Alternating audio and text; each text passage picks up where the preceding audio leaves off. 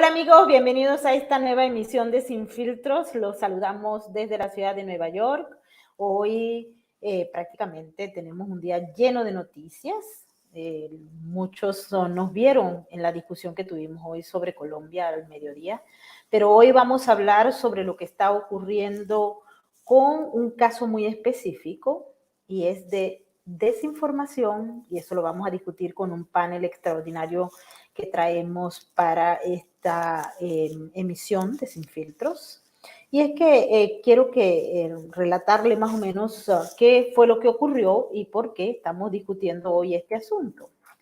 Hubo la publicación de este reportaje en el New York Times, en el que dentro del marco de un artículo bastante largo, se dice y se cita a un informe de la Mossad, de la Agencia de Inteligencia de Israel, que dice que la República Islámica de Irán, es decir, el régimen iraní, no tenía nada que ver con los atentados que tuvieron lugar en Argentina, en la sede de la AMIA, de la Asociación Mutual Israelita Argentina, o en la Embajada de Israel. Es decir, que si bien es cierto, había participado Hezbollah, Irán no tenía nada que ver en ese asunto. Y por supuesto que esto generó gran polémica, porque a lo largo de los años hemos tenido discusiones, se han presentado evidencias, se ha hecho cualquier tipo de acciones judiciales que no han llegado a ejercer lo que es la justicia, la aplicación de la ley a los responsables de los grotescos atentados de la AMIA y de la Embajada de Israel en Argentina en 1992 y 1994.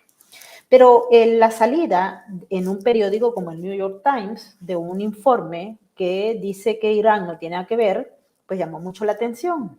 Y luego, en exclusiva, la agencia de noticias Total News dice que ¿ese es un informe del Mossad realmente?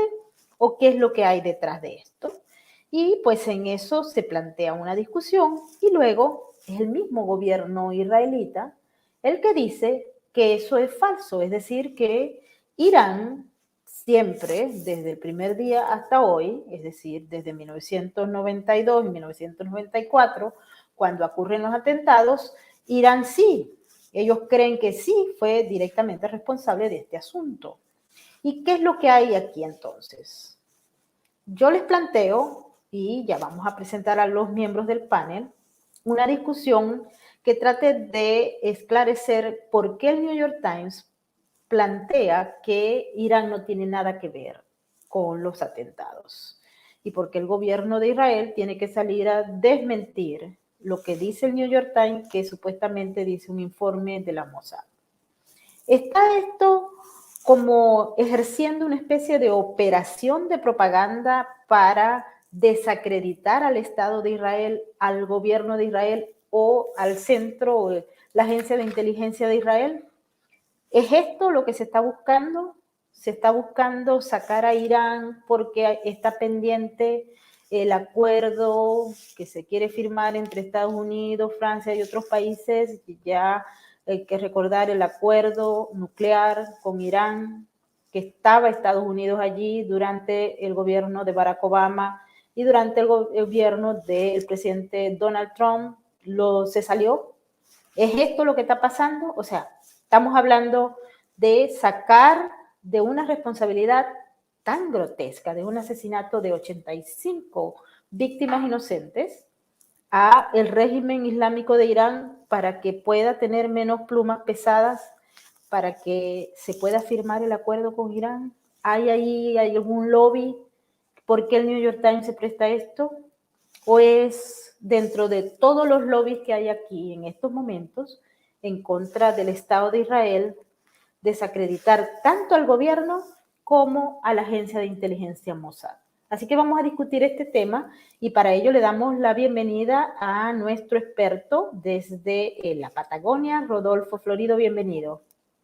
¿Qué tal, Maygor? Karina, Dani, un placer para mí compartir este espacio con ustedes y con Maygor, realmente. Yo creo Ya, que aguántate un momentico, Rodolfo. Vamos a presentar también a Daniel Romero de la agencia Total News, que dio en exclusiva esa información que Rodolfo y yo habíamos estado conversando cuando salió el informe. Rodolfo y yo decíamos, estábamos conversando y dije, pero a mí me parece muy raro esto, ¿cómo es posible? Y a Rodolfo también le parecía raro. Luego Daniel, a través de la agencia Total News, dio a conocer una información que ponía en, si se quiere, en discusión el tema. Bienvenido, Daniel. ¿Qué tal, Maybor? Hola, Rodolfo, Karina, un gusto estar con ustedes. Y como siempre, nuestra aliada desde Buenos Aires, Karina Mariani, está con nosotros. Bienvenida, Cari. Hola, hola a todos. Hola, Rodolfo, hola, Daniel. Gracias, Maybor, por la invitación. Siempre, siempre, esta es tu casa. Entonces, ahora sí vamos a escuchar a Rodolfo. Vamos a, primero Rodolfo y luego a Daniel, y ahí pues, Karina empieza con los cuestionamientos y las preguntas que están muy afiladas. Adelante, Rodolfo. ¿Qué fue lo que pasó aquí? ¿Esto es una operación de propaganda o de descrédito del gobierno israelita y de su agencia de inteligencia? yo creo en lo personal, y voy a tratar de ser muy preciso para que podamos aprovechar el tiempo los cuatro que tenemos, y voy a ser muy preciso yo también. Yo creo que estamos frente a una muy bien diseñada campaña de desinformación, centrada básicamente en la inteligencia iraní, y que hay que entender claramente en esto que, a ver, hay una técnica que lo conoce tanto Daniel como Karina, vos, Maybor, cualquiera que se dedique al tema de política de medios, que una cosa es el título, otra es la bajada y otra cosa es el contenido. Hoy, estadísticamente, se sabe que cuando a alguien le llama la atención un título, eventualmente lee la bajada, pero no llega al 8% de los que leen el contenido. Con lo cual es más importante el título y la bajada que el contenido. El problema es que muchas veces el contenido no es exactamente lo que dice el título y la bajada, sino que tiene el objeto de que se instale un tema y que a la gente lo tome como válido. Ejemplo, el Mossad afirma que no hubo compromiso iraní en el atentado de la AMIA. Cuando lees toda la nota, no dice eso. La nota no dice eso. La nota lo que dice es que hubo una célula del Hezbollah, fundamentalmente, que fue la que ejecutó ese atentado. La nota se parece muchísimo a una nota de hace 2 años de Nicolás Buñaski para el diario Clarín. O sea, no es algo que de pronto el Mossad escribió, con lo cual tengo mis muy serias dudas que ese sea el origen. Sí creo que hay una técnica de desinformación, porque ¿qué es lo que hace teóricamente un buen periodista? Verifica 2 o 3 fuentes. El problema es que hoy las 2 o 3 fuentes a veces son simplemente replicantes de la primera y se pueden obtener 10 o 14 fuentes, uno pensar que son todas distintas y todas tienen la misma matriz. Con lo cual, en lo personal, creo que estamos frente a una muy buena actividad de desinformación para generar confusión en Israel y en Estados Unidos y en el mundo por parte del compromiso de Irán. Ahora, la pregunta del millón es, ¿por qué? Y yo creo que tenemos que ubicarnos en un contexto y voy a dar 2 o 3 tips para dejarles el espacio para comenzar a discutir este tema a mis colegas. El primero, Irán es culturalmente la antigua Persia. O sea que estamos hablando de un Estado que tiene cultura imperial. Yo quiero que esto se entienda claramente.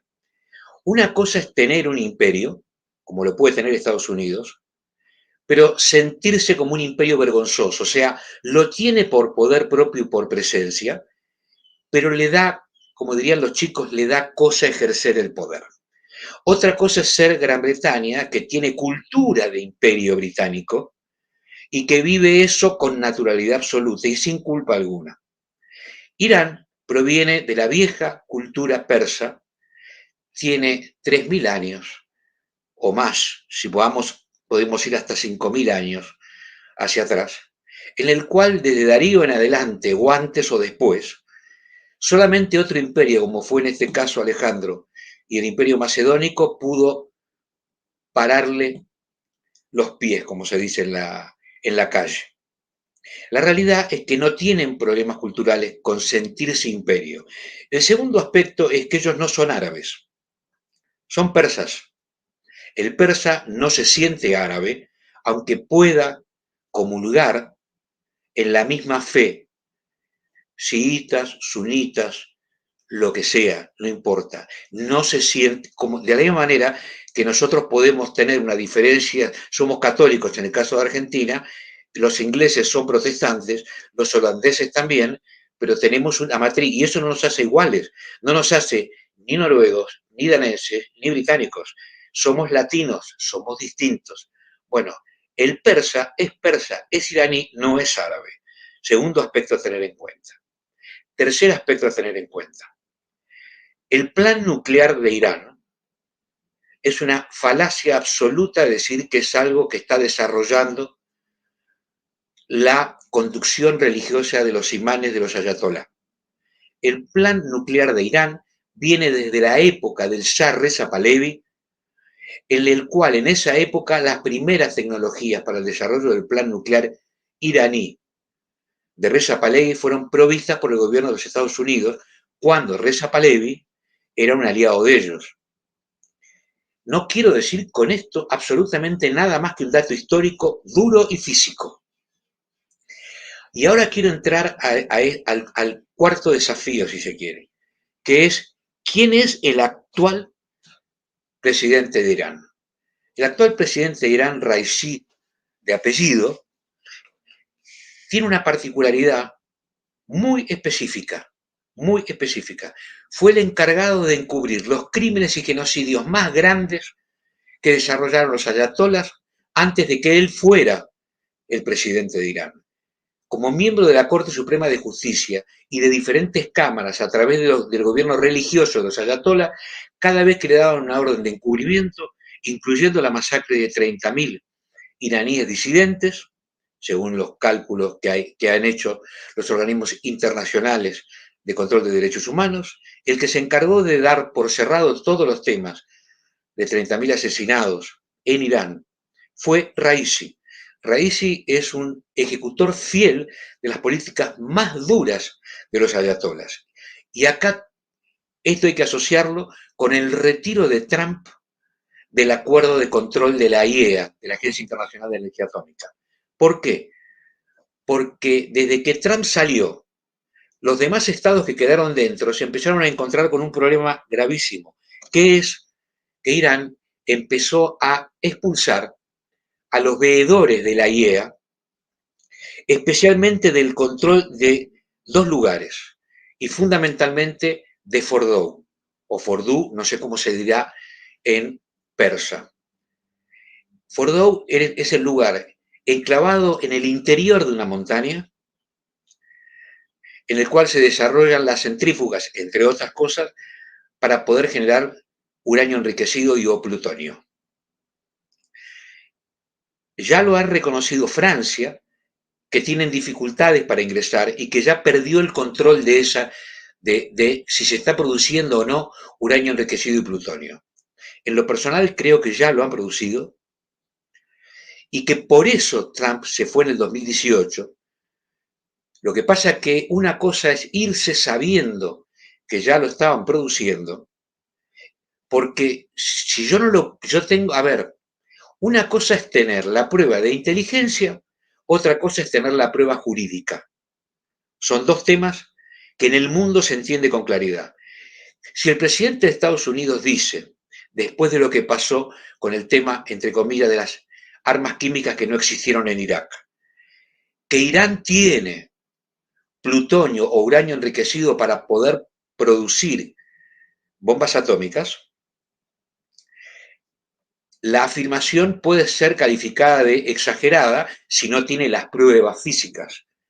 Pero si los veedores que antes ingresaban a los lugares donde se producía, ahora no pueden entrar, y al mismo tiempo se pone de presidente a Raisi, y al mismo tiempo hace 2 meses ponen en evidencia frente al mundo que tienen un vector, o sea, tienen misiles continentales con un alcance de 1000 kilómetros, nadie va a imaginar que un régimen con dificultades, en cierta manera económicas, para sostener a su propio pueblo, que pasó desde el año 79 a la actualidad de 36 a 85 millones de habitantes, y que eso le significa dificultades en el marco de controles internacionales, que ¿para qué van a producir esta nueva serie de misiles de 1000 kilómetros para llevar explosivos convencionales? Eso lo puede hacer una superpotencia que puede producir 50, 60, 100, 1000, 2000, lo que sea necesario para una guerra convencional. Pero un país que tiene que priorizar cada cosa que construye, entonces sumemos ahora los 4 elementos juntos. Yo siempre utilizo una imagen para comprender la problemática que creo que el mundo tiene que empezar a prepararse, que es la posibilidad de que haya un Irán con energía, con bomba nuclear, para ser más claro. ¿Por qué?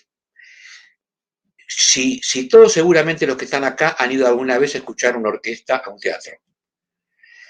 Si uno llega unos minutos antes, cuando la orquesta está afinando, cada instrumento toca la parte que le toca a su instrumento en diferente momento para probarlo si está perfectamente afinado. El oboe, la flauta traversa, el piano, todos tocan una parte. El espectador que está escuchando, escucha música cacofónica, o sea, no entiende qué está pasando, porque todos los instrumentos tocando cualquier parte de la partitura no suena bien. Hasta que aparece el que conduce la orquesta, golpea con su varita, hace los 3 movimientos y empieza todo armónicamente. Entonces uno ahí se da cuenta que los instrumentos por separado pueden sonar muy mal, pero cuando están todos funcionando juntos suenan muy bien. Entonces, si tomamos esos 4 elementos que yo señalaba y los ponemos juntos, a mí me da un solo resultado. Irán ya decidió tener la bomba atómica, por eso desplazó a los controladores de la IAEA, por eso Francia llama la atención, por eso Trump se fue, por eso nombraron a Raisi y por eso ya desarrollaron y probaron un misil con un alcance de 1000 kilómetros con guía, o sea, un misil que no es que va y cae en cualquier lugar, cae exactamente donde quieren que caiga. Entonces creo que ese es el esquema, y en este esquema se puede entender la desinformación que están intentando hacer desde la inteligencia iraní para que el mundo no los vea hasta que ellos decidan mostrarse frente al mundo. El mismo procedimiento casi calcado sucedió en su momento con la India y con Pakistán. Les dejo el tema planteado desde mi perspectiva de esa manera. La cual yo comparto ampliamente por una serie de elementos que hemos estado evaluando, no de ahora, sino desde el tiempo mismo de inclusive el expresidente Barack Obama. Vamos a escuchar, Cari, ¿te parece a Daniel? Y luego nos vamos contigo. Adelante, Daniel. Bueno, sí, desde luego, gracias por la palabra. Coincido en muchísimos aspectos de lo que acaba de nombrar Rodolfo. Hay que ver qué es lo que hay detrás de esta desinformación, porque el informe al cual hacen alusión en The New York Times es un informe ya conocido en la justicia argentina y conocido en el mundo. Muchos aspectos de ese informe han podido ser judicializados y son los que dieron cuerpo a la acusación contra Irán y Hezbollah, precisamente ese informe. Es decir, que acá comparto con que se han tomado partes de un informe y se ha tomado la información que no se pudo judicializar. ¿Por qué no se pudo judicializar? Porque no tenía sentido, porque no tenía coherencia, porque no cerraban las piezas. Entonces queda dentro de un informe, pero sin tener valor jurídico, valor para la causa. Y efectivamente, un titular en un diario lo que busca es vender, y muy poca gente lee la nota completa. La gente lee los titulares, las cabezas, el título, la bajada o el copete, y con eso se queda. La idea que queda fundada ante la sociedad es: Irán no tenía nada que ver con los atentados de la Embajada de Israel y la AMIA en Buenos Aires. Lo cual, como bien dijo Rodolfo, es totalmente falso. Han tomado parte de ese informe. Por otro lado, tenemos en la Argentina un avión iraní travestido de venezolano que, bueno, ha ocupado los titulares de los medios en Argentina, sobre todas las cosas, hasta que se produjo la renuncia del ministro Guzmán. Y, bueno, ese fue el motivo por el que desaparece de los titulares el avión iraní, pero no por eso deja de preocupar y, de hecho, todavía está en la Argentina junto con las tripulaciones. Irán es especialista en generar distractivos a la vieja usanza, como decía el prócer de la inteligencia soviética, Laurentis Beria, ¿no es cierto?, que hacía referencia al velo y al engaño. Irán es especialista en velo y engaño. Entonces hay que analizar por qué se ha tomado esta información de la forma que se tomó. El informe, la nota que circula aún hoy día, en estos momentos, con gran difusión en todos los medios árabes. Obviamente, como bien señalaba la diferencia de Rodolfo. Todavía se le da consistencia, algo que no la tiene. Entonces, a mí eso ya por un lado me llama la atención. En la Argentina misma, donde la relación del gobierno argentino con Irán es excelente junto con el gobierno de Venezuela, y han buscado por diferentes medios exculpar de la responsabilidad a los integrantes del gobierno iraní y los integrantes de la delegación diplomática de Irán en el año 94 en Buenos Aires, principalmente a Rabbani, Moshe Rabbani, que era el agregado cultural, y lo pongo entre comillas, de Irán en Buenos Aires, que fue una de las personas que fue fotografiada por la avenida Juan B. Justo, es una avenida donde hay muchos gitanos que venden autos y concesionarios de autos. Fue fotografiado buscando precisamente adquirir una Traffic muchos meses antes, vale decirlo, del atentado, muchos meses antes. Por otro lado, en estos momentos se están cumpliendo los 16 años de la guerra entre Israel con Hezbollah en el Líbano. Una guerra que fue tremenda, que costó muchísimo en vidas y que puso en tela de juicio absolutamente todo y dejó a la política libanesa y de Medio Oriente en un brete muy, muy importante durante mucho tiempo. Aún hoy el enfrentamiento de Hezbollah desde el Líbano hacia Israel es constante. Lanzamiento de cohetes de Hamas en las fronteras, ataques permanentes. Y por otro lado, un gasoducto que entra en escena en un momento de falta de combustibles en el mundo, falta de energía por la guerra, por la invasión, por la guerra de Rusia contra Ucrania, donde Israel mismo puede proveer de gas extraído en el Mediterráneo vía Grecia a Europa, con lo cual se paliaría muchísimo la crisis energética, obviamente también la de alimentos, porque podrían trabajar y producir. Entonces acá hay una serie de elementos a tomar en consideración que pueden tener que ver con esta acción de desinformación que se produjo. ¿El informe existe? Sí, el informe existe. ¿El informe dice algunas de estas cosas? Dice algunas de estas cosas. Pero si lo tomamos por separado, como bien escenificaba Rodolfo en las orquestas, el piano por un lado y el oboe por otro, no vamos a notar nada. Pero acá hay que unir las piezas de a poco y ver la foto en general, ¿no? Verla desde bien arriba. Entonces, aquí tenemos que ver todos los puntos. Les comentaba que Argentina siempre estuvo interesada en deslindar de esas responsabilidades.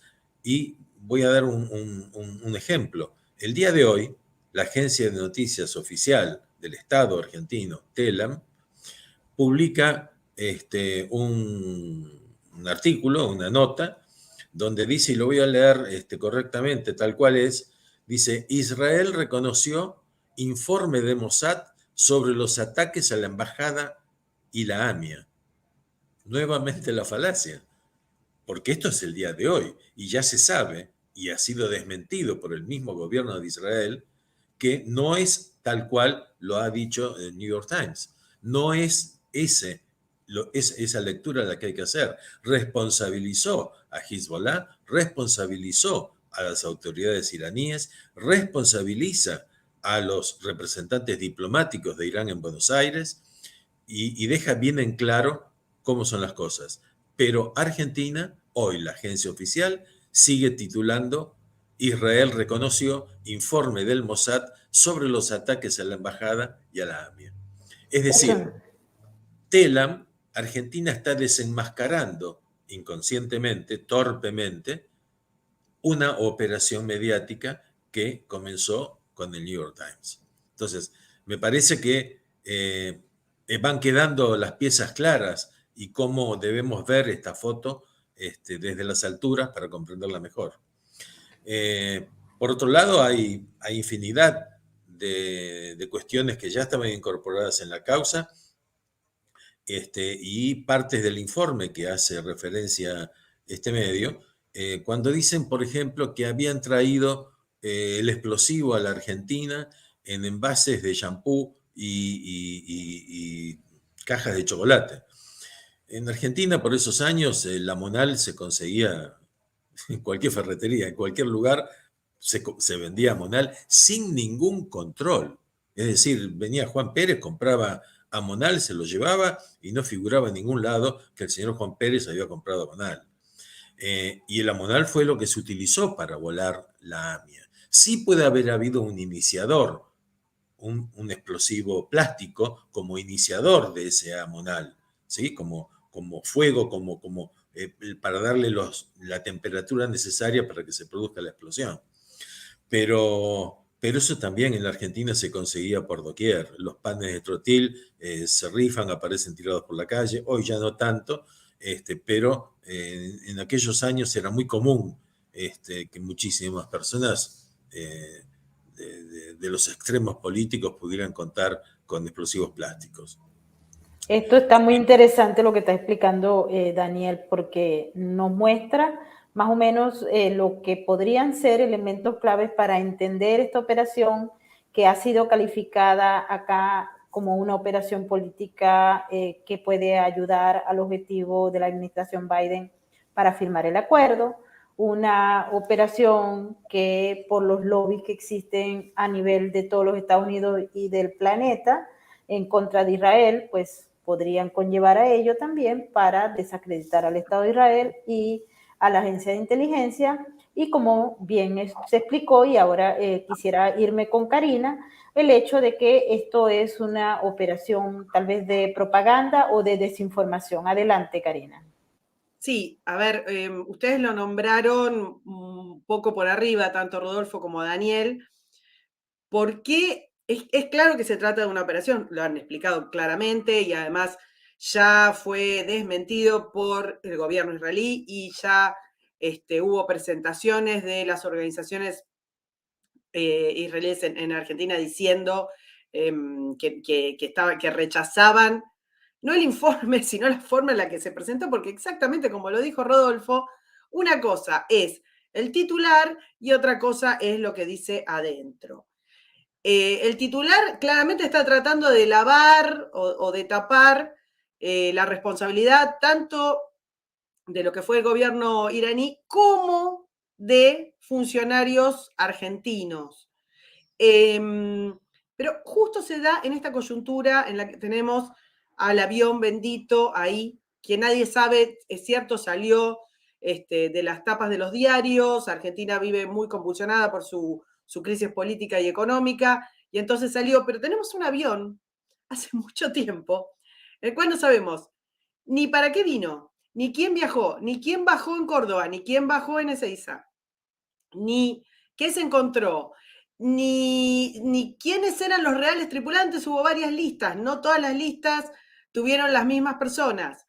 O sea, nosotros tenemos un enorme escándalo solapado en Ezeiza y justo en ese momento New York Times saca a flote de la nada una nota absolutamente intrascendente en términos periodísticos para usar el titular para que se replique, lo explicaban muy bien los dos invitados, para que se replique mediáticamente en la superficie. Entonces, Telam o Página 12, que son, para los que no conocen, son los house organ del kirchnerismo, van a usarlo de alguna manera dibujada para que se siga sosteniendo que hay un informe de la inteligencia israelí que dice que no tuvieron nada que ver los gobiernos, los funcionarios iraníes y argentinos, y lo van a seguir repitiendo hasta que más o menos se diluya o no tenga ningún sentido. Ya fue desmentido, pero justo se da la coyuntura en la que está en cuestión el avión israelí. Perdón, el avión iraní. ¿Qué les parece? Que esto es algo que puede ser movilizado desde el lobby iraní hacia el New York Times, o acá hay una responsabilidad, como decía Maybot, más cercana al gobierno de Estados Unidos y a su acercamiento hacia el régimen de los ayatolás? Y el venezolano. Adelante, Rodolfo. Me subo a la última frase de Karina. No creo en la inocencia de un medio tan importante como es el New York Times.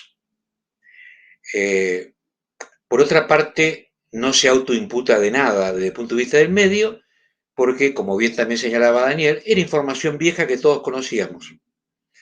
Simplemente que al principio, en la primera lectura, daba la sensación de que había habido un cambio en la situación, lo cual era absolutamente falso. Sí creo que el actual gobierno de los Estados Unidos, por motivos que no sé si son un error o una certeza, ha decidido bajar el nivel de presión sobre el gobierno iraní. No sé si es porque ya imagina o sabe que un adversario que alcanza cierto nivel de tecnología ya no es atacable. Voy a poner en otros términos, lo voy a asociar incluso con lo que está sucediendo en Europa entre Ucrania y Rusia. A partir de cierto momento, las naciones se transforman, se protegen a sí mismas a partir de su propio crecimiento. No sé si soy claro. Irán, hace 20 años, era un Estado X. Hoy Irán tiene tecnología militar propia, drones que compra la Federación Rusa, y no es que la Federación Rusa no pueda producir drones, pero los drones iraníes los está comprando Putin, drones importantes, no estoy hablando de drones televisivos, estoy hablando de drones que pueden llevar cargas militares importantes, que Irán está produciendo en escala, que Irán está produciendo misiles en escala. O sea, cuando llega a cierto volumen, la posibilidad que había hace 20 años, es decir, si Irán llega a avanzar con tecnología nuclear de uso dual en algún área, amenazamos con bombardearla. Ya hoy no se puede hacer. El gobierno de Biden considera que esa instancia está terminada, que no puede bombardear. ¿Por qué? Entre otras cosas. Porque la actitud que está tomando respecto a lo que está pasando entre Rusia y Ucrania sería contradictorio con una actitud que tomaran ellos respecto a Estados Unidos e Irán. No sé si soy claro o confuso, pero cuando uno pierde, o soy muy claro o soy muy confuso, pero quizás lo haga con toda la intención del mundo, cuando uno pierde la autoridad moral, porque se sube a un conflicto en función de una circunstancia particular. A ver, si Rusia hubiera atacado a Estonia, probablemente no le hubiera importado a nadie. Ucrania era distinto. Entonces de pronto se transforma incluyendo al propio Zelensky, que lo transforman de un hombre que era discutido internamente por sus niveles de corrupción a ser poco menos que Batman y Robin juntos. Entonces, hoy, la situación de Estados Unidos respecto a decir, bueno, a ver, si Irán está desarrollando tecnología nuclear para tener una bomba, vamos a mandarle un misil que destruya esa instalación. Ya hoy no puede hacerlo. No sin tener una respuesta equivalente de otros lugares del mundo respecto a la que Estados Unidos y Europa está teniendo con respecto a la Federación Rusa y Ucrania. Creo que estamos frente a el inicio de una gran campaña de acción psicológica, que también, como decía Daniel, se usó parte de la información. ¿Por qué? Porque las técnicas de desinformación, expresión que utilizamos en el español pero que viene del ruso, desinformación no es una palabra española. Desinformación viene de desinformacia, que es una expresión del KGB. En Estados Unidos no lo llaman en la CIA desinformación, lo llaman active measures, medidas activas. Pero cualquier técnica de esas características necesita que el 70 u 80% de la información sea veraz. ¿Para qué? Para que el otro 20% que la genera le importa, sea creíble. Entonces, cuando vemos esto, claramente es una acción. Ahora, ¿cuál es el objeto de recrear esta condición de algo tan antiguo como bien señalaba también Karina? Volver ahora a algo que ya todos conocíamos. El objeto no es Argentina, el objeto no es la AMIA, el objeto no es la DAIA, el objeto ni siquiera es el Mossad, el objeto tampoco es Israel, que la tiene muy clara cuál es la situación. El objeto es el mundo respecto a crear las condiciones psicológicas para que cuando Irán anuncie, como en su momento hizo Norcorea o Pakistán, anuncie que llegó al ciclo completo, por supuesto, cuando lo anuncie es cuando prepare la situación psicológica para el resultado, no porque acaba de llegar el día anterior, llegó bastante tiempo antes, no el día anterior. ¿Y por qué puede hacerlo con facilidad? Yo conozco ese mundo, el mundo nuclear, por cuestiones familiares, pero lo conozco, y bien. Países como la República Argentina no tienen la bomba porque no desean tenerla, porque sus científicos consideran que la conducción política de la República Argentina en cualquiera de sus expresiones carece de la madurez para tener ese resorte. No porque no tenga la capacidad. Cuando se desarrollan capacidades y maquinarias centrífugas se compran en el mundo, es lo mismo que tener un cuchillo en la casa de cualquiera de nosotros. Puede ser un excelente instrumento para cortar la carne y cenar a la noche, o puede ser el mismo instrumento para asaltar a alguien y matarlo a la tarde. El uso depende de uno. Cuando yo desarrollo tecnología nuclear con centrifugadoras, la capacidad de generar una bomba atómica es realmente una decisión política, no es una decisión tecnológica. O sea, y en el momento que instalé el lugar más reservado, adentro de una montaña, a ver, ¿a quién se le puede ocurrir montar un laboratorio común para producir una droga carísima en el mundo, instalada dentro de una montaña, instalada en el medio de un lugar donde no llega nadie, y donde además cuando la IEA tiene que ir a visitar, tiene que avisar con 48 horas de anticipación, porque tiene que llegar hasta el lugar? A ver, esto es como nos pasa a nosotros en Neuquén con el observatorio chino. O sea, ¿los chinos nos dejan entrar a todos los lugares? No. ¿Podés entrar cuando querés? No. ¿Podés ver lo que querés? No. Pero la Argentina tiene participación. ¿Qué participación? Ninguna. O sea, no puedo acceder a las computadoras, no puedo acceder al lugar, no puedo entrar cuando quiero, no puedo mandar a la gente que quiero. Tengo que tener autorización y la controla el Partido Comunista China y en particular el ejército chino. Bueno, a ver, ni siquiera cuestiono qué estarán haciendo. Obviamente no están haciendo una bomba atómica, pero está claro que no están observando la luna, el lado oscuro de la luna, eso también está claro. Sería ridículo pensarlo. Es como pensar en su momento en la base de inteligencia electrónica que tiene en Cuba la Federación Rusa desde siempre. Dejó de ser la Unión Soviética y sigue teniendo la base de inteligencia electrónica, o los buques de inteligencia electrónica que tiene la flota china en el Atlántico. A ver, no es nuevo. El tema es por qué lo está haciendo Irán. Y yo creo que el mundo tiene que prepararse para recibir la noticia, no sé si será en meses o en un año o en 2, pero yo creo que a esta altura, este inicio de acción es porque el ciclo ya está completo. Así es, y lo vemos en los movimientos que están haciendo Irán a nivel internacional y particularmente en esos acuerdos que se han venido discutiendo Daniel, Rodolfo y Karina con los aliados estratégicos de Irán, que son precisamente Rusia, China, Venezuela, inclusive hablan también de Turquía. Adelante, Daniel.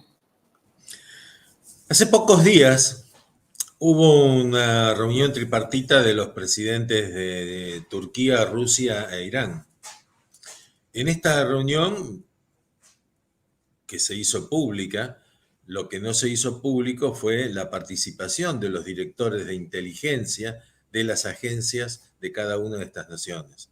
Varios, por cierto, cada uno tiene diferentes agencias de inteligencia.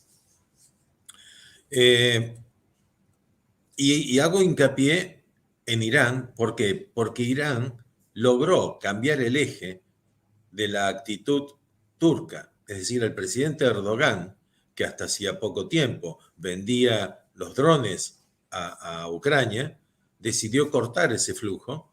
¿Por qué? Porque llegó a un acuerdo en el norte de Siria con Putin. No estoy hablando de Assad, el presidente sirio, porque está lateralizado por Putin.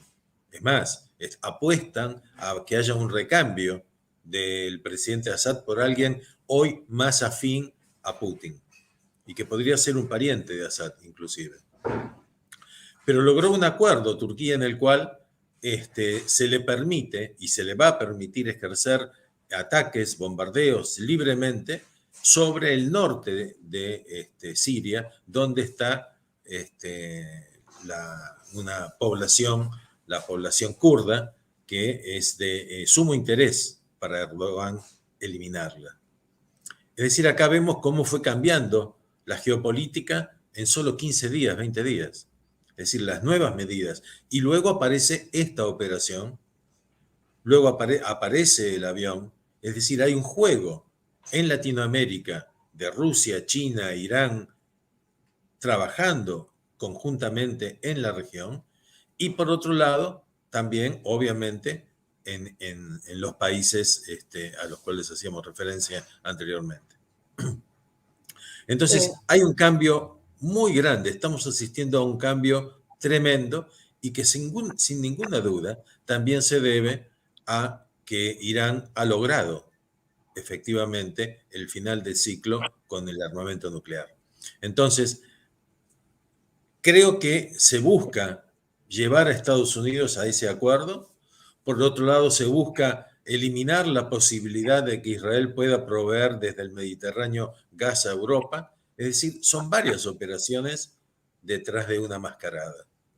No es solamente una operación y un objetivo. Cuando se desarrollan estas operaciones, se busca pegar en varios puntos a la vez. Entonces, yo creo que ese es el motivo de este titular, porque no fue más que un titular del New York Times, porque en la nota dice otra cosa, en el interior de la nota dice otra cosa. Pero son estos los puntos que debemos ver y debemos analizar para entender por qué pasó lo que pasó con esta publicación. Así es. Adelante, Karina. Creo que tienes unas preguntas tanto para Rodolfo como para Daniel. Sí, adelante. Daniel, mirá, justo era parte del tema que te quería preguntar. La reunión Putin-Erdogan y el Ayatollah, no puedo pronunciar su apellido, vos seguramente sí, fue impresionantemente publicitada. Se dieron las manos, levantaron, hicieron como una especie de videíto, o sea, fue muy, no solo no fue secreto, fue prácticamente una puesta en escena. A la vez, tuvimos una recorrida del presidente Biden por Medio Oriente con resultados que no terminamos de comprender muy bien. Entonces, tanto vos como Rodolfo nombraron la cuestión kurda. De alguna manera, se suponía que que Erdogan había hecho como la vista gorda a las poblaciones refugiadas en los países que quieren entrar actualmente en OTAN y que él se oponía precisamente por las minorías kurdas. Entonces, por un lado, hace un juego hacia Europa que vemos que está entrando en casi todas las trampas, y por el otro lado, la política real se va manejando de otra manera en otras reuniones, en otro tipo de acuerdos. ¿Cómo ven la política exterior norteamericana en este contexto? Con estos tejes, con estas operaciones. Sabemos que no va a ser lo último que pase, que el titular del New York Times ha sido solamente, no sé, un globo de ensayo para ver cuál fue el rechazo, cuál no, si prendía, si no prendía. Sabemos que no va por ahí, que fue una pavada que logró poquita repercusión además porque el mundo está realmente muy agitado por otros temas. Pero esta reunión en relación con los movimientos solamente hacia Medio Oriente las diversas reuniones que ha tenido Biden en Medio Oriente con resultados inciertos. ¿Cómo lo ven en este contexto? Adelante primero Rodolfo y luego Daniel. También quisiera que tomaras en cuenta, Rodolfo, para la evaluación que está haciendo Karina, el hecho de que Rusia anunció con bombos y platillos que instalará en Venezuela una estación de su sistema de navegación que compite con el GPS o el GPS. Adelante, Rodolfo. Iba de hecho a mencionar parte de ese tema, porque la política, Karina, errante. Creo que como pocas veces uno puede estar de acuerdo o no estar de acuerdo con diferentes momentos de la política exterior de Estados Unidos, y ni siquiera uno puede tener razón cuando está de acuerdo o equivocarse cuando está en desacuerdo. Forma parte de la realidad en el mundo. Lo difícil es cuando lo que se observa es que no hay una política. O sea, yo creo que Biden, la gestión demócrata, y no estoy diciendo porque sea demócrata, sino simplemente porque lo que observo es que no existe una política exterior de los Estados Unidos de Norteamérica. Es como que han perdido la iniciativa. Y cuando me refiero a que han perdido la iniciativa, me refiero a que actúan por reacción tardía y mal a las iniciativas de otros. O sea, se manejan con parámetros que ya el mundo abandonó. O sea, es como el tema de Rusia y Ucrania. Rusia mandó, y no estoy hablando bien de Rusia, simplemente estoy describiendo una situación, mandó 1,5 de mensajes. Ninguno fue comprendido, y si fue comprendido a ninguno le importó, y finalmente sucedió lo que todos sabíamos que iba a suceder, porque los mensajes buscaban respuestas razonables, y las respuestas del otro lado terminaron siendo respuestas espasmódicas. Creo que el problema más grave primero es ese. Estados Unidos carece hoy de política exterior significativa, importante, de que el mundo estudie la política exterior de Estados Unidos. Hoy Estados Unidos acciona por reacción. El acuerdo que hizo Rusia con Venezuela, yo lo pondría en el mismo marco de las acciones conjuntas que van a realizar China, Venezuela, Irán y Rusia. Imaginémonos hace 10 años atrás, 15 años atrás, el efecto que podía tener en los Estados Unidos que China, Rusia e Irán desarrollen ejercicios militares conjuntos con el ejército bolivariano. Es impensable. Por menos prácticamente, no estoy diciendo que sea por menos, pero casi por menos, tuvimos Bahía de los Cochinos. A ver, Estados Unidos, ni China o Rusia han hecho ejercicios conjuntos con Cuba y van a poder hacer los que quieran después de hacerlo con Venezuela, y cada vez es más cercano. Y cuando reciban eventualmente misiles iraníes con un rango de 1000 kilómetros, siendo que ningún objetivo venezolano eventualmente por alguna tensión fronteriza con Colombia, tiene esa distancia. ¿Qué va a decir Estados Unidos? ¿Que sea la última vez que le entreguen un misil? Hoy la sensación que a mí me da es que todo se transforma en, bueno, escúchenme, a mí esto no me gusta. ¿Y qué vas a hacer? Y voy a cerrar el circuito. Le están comprando, Venezuela no termina de colapsar porque le están comprando todo el petróleo. Rusia administra la crisis de Europa abriendo y cerrando el gasoducto. Y hay gente que dice, pero lo mal que la van a pasar los rusos. No entienden lo que es Rusia. Yo una vez lo hablaba con Maybor, yo vivía allá, no mucho tiempo, pero muy intensamente, durante un periodo de casi 3 meses. Y como me fascina desde el punto de vista de ser politólogo y con mi especialidad en relaciones internacionales, entender la naturaleza de los pueblos, no juzgarlas, entenderlas, que no es lo mismo. Si no, me voy a poner en el papel de la mujer occidental, con sus características particulares, a juzgar por qué una mujer musulmana va a usar el chador para taparse la cara. Entonces, porque, a ver, es su cultura, no es la mía. Yo ni pretendo que ella, la musulmana, entienda por qué pueden usar acá calzas y minifalda, ni nosotros deberíamos pretender comprender por qué una mujer musulmana eventualmente decide usar eso de manera voluntaria o porque el sistema o su cultura se lo impuso. A ver, es un problema de modas. La historia de la humanidad y de Occidente ni que hablar. Las mujeres romanas se tapaban un poco, pero las egipcias andaban sin nada de la cintura para arriba, y eso era hace 3000 años. Entonces, a ver, ¿qué quiero señalar con esto? Que Estados Unidos políticamente está perdiendo una guerra muy importante en el momento en el cual ni siquiera se expresó respecto al ejercicio conjunto de China, Rusia, Irán en Venezuela. Porque uno podría decir, ¿qué objetivo puede tener hacer un ejercicio conjunto militar de 3 naciones que en teoría, no tienen objetivos propios militares en América en general y mucho menos en América del Sur? Entonces uno dice, ¿cuál va a ser la práctica? Porque también podrán decir del otro lado, bueno, pero la Argentina y Chile han desarrollado operativos conjuntos con la flota del Pacífico Sur o del Atlántico Sur de Estados Unidos. Bueno, pero por lo menos están en el mismo continente. A ver, podremos no tener los mismos objetivos, pero por lo menos están en el mismo continente. Acá ni siquiera están en el mismo continente, ni Rusia, ni China, ni Irán.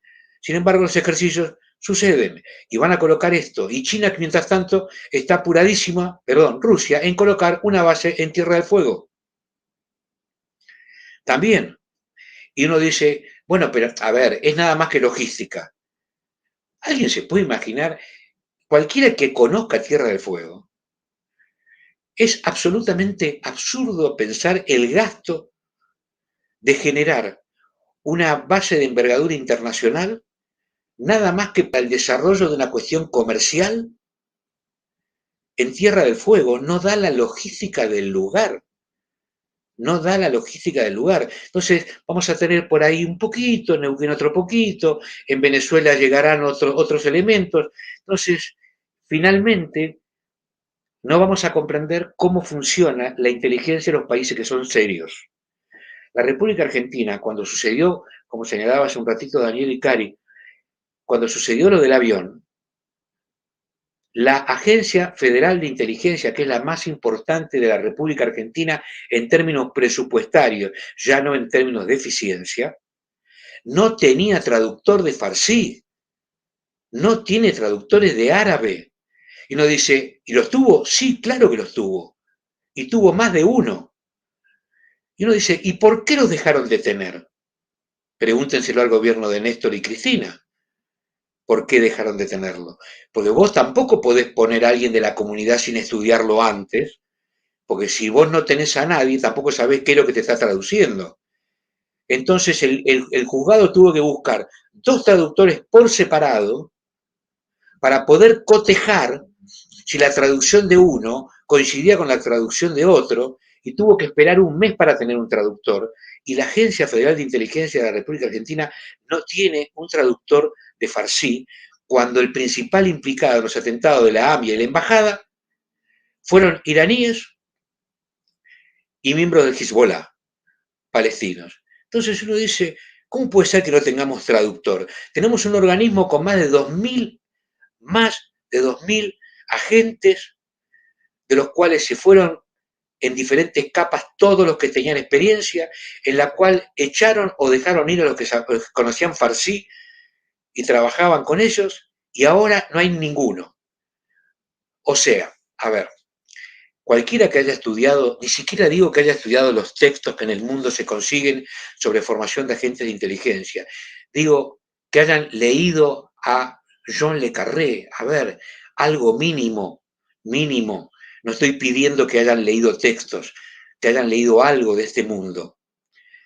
Comprenderían perfectamente que cuando se hacen, por ejemplo, escuchas en tiempo real, porque hay un riesgo de una bomba, el mundo le avisó, pongámosle a la Argentina, miren muchachos, les aviso que acá tenemos muchos indicios que en la Argentina van a volar el Congreso, digamos, para decir una burrada. Y resulta que, y lo va a hacer tal persona con un apellido árabe.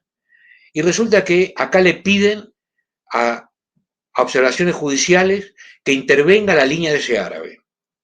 Pero resulta que cuando interviene la línea de ese árabe, nadie puede traducir el idioma hasta 30 días después que consiga un subcontratista. A los 30 días no está el Congreso, no están los locales de alrededores, no hay un argentino vivo. O sea, no es aceptable, no es aceptable que tengamos ese nivel de amenaza porque el resto del mundo no es estúpido. O sea, esto es como la gente que dice, ¿para qué quiero una guardia en una entrada de una unidad militar si nadie entra a robarla? A ver, esto es al revés. Saquen todas las guardias y van a ver cómo van a entrar a robarla. Es fácil. O sea, la prevención funciona de esa manera.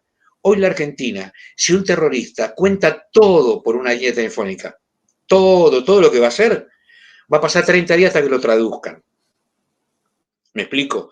Y yo creo que frente a lo que el mundo va a atravesar en este contexto de lo que está empezando a pasar con técnicas de desinformación, más la ausencia de Estados Unidos, que insisto, creo que carece de política exterior, no es ni buena ni mala. 2 años después de asumir un gobierno, no sabe a dónde quiere ir. Y como una vez me escuchó Maybor, que yo utilizo la imagen del búho de Minerva cuando una persona estaba perdida en el bosque, y con esto cierro, lo encuentra al búho y le dice, estoy perdido. Y el búho le dice, bueno, yo te puedo sacar, pero decime a dónde quieres ir. Y la persona perdida le dice, no sé a dónde quiero ir. Entonces el búho le responde, si no te importa a dónde ir, toma cualquier dirección. Y creo que esta es la peor situación en la que nos encontramos. Estados Unidos no sabe hacia dónde ir, ni para saber si está bien o está mal. La realidad es que no sabe a dónde ir porque no decidió a dónde ir. Gracias por esa reflexión y ese análisis, Rodolfo. Vamos a escuchar, y ya se nos está agotando el tiempo, a Daniel a ver qué opina él sobre esto. Adelante. Bien, bueno, Karina se preguntaba qué pasa, qué hace Europa, qué pasa con la OTAN, qué pasa con Bruselas. Bruselas es víctima de operaciones de Rusia y de China permanentemente. El dinero que dispone de Rusia y China para comprar voluntades en Bruselas es impresionante. Bruselas es parte hoy, no se sabe de qué, pero no trabaja, no opera en consecuencia para Europa. Está teniendo otro juego diferente. Volviendo al tema que nos convocó, el tema del New York Times, yo quiero recordar que The New York Times está en manos de demócratas. Y obviamente el Partido Demócrata tiene injerencia de alguna manera, respetando las libertades o como querramos llamarlo, pero es evidente que hay un juego. Y ese juego tiene mucho que ver con todo lo que hemos estado enumerando a lo largo del programa. Entonces, hay que tener en cuenta cómo está jugando Bruselas, hay que tener en cuenta que Estados Unidos abandonó a Latinoamérica, no le interesó. se ocupó de otros asuntos, de otros temas, y dejó abandonado a parte del continente. Y eso lo aprovecharon estas potencias que hoy le disputan el poder no solamente en Latinoamérica, sino también en el resto del mundo. Y para tener una muestra de ello, hay que ver las relaciones de Arabia Saudita con Irán en este momento, que han tomado un vuelco totalmente distinto y están a punto de lograr acuerdos impensados hace 15 o 20 días nada más. Es decir, esa rivalidad que había entre los regímenes de Arabia Saudita y de Irán se termina. Y eso tiene que ser materia de preocupación para el mundo, para Europa, para Estados Unidos y también para Latinoamérica. Así es, Daniel. Karina, no sé si quieres agregar algo a manera de conclusión. Adelante. Mirá, creo que abrimos más ventanitas de las que pensábamos. Tienen razón los invitados, que está todo tan interconectado y que Occidente en general, Rodolfo hablaba de Argentina, también estábamos hablando del gobierno demócrata del país más importante, vaya uno a saber hasta cuándo, pero más importante del mundo, y Daniel estaba hablando de la Unión Europea.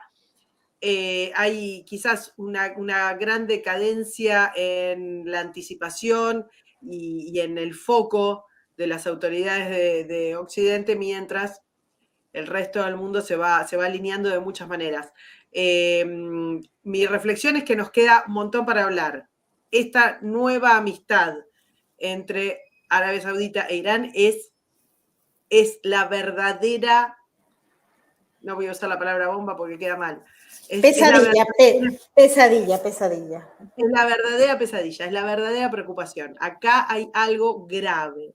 El intento de las usinas demócratas de desacreditar los servicios de inteligencia israelíes, o bien lavar las culpas de los enclaves chavistas en América Latina, o bien de andar a saber qué, de mejorar la imagen del presidente Biden tratando de que no quede tan mal cuando se junta con Irán a pedirle petróleo. Andá a saber qué es lo que están pensando, pero acá se está moviendo otra cosa. Acá hay acuerdos que son gravísimos. El mundo no está entendiendo realmente el peligro al que nos enfrentamos.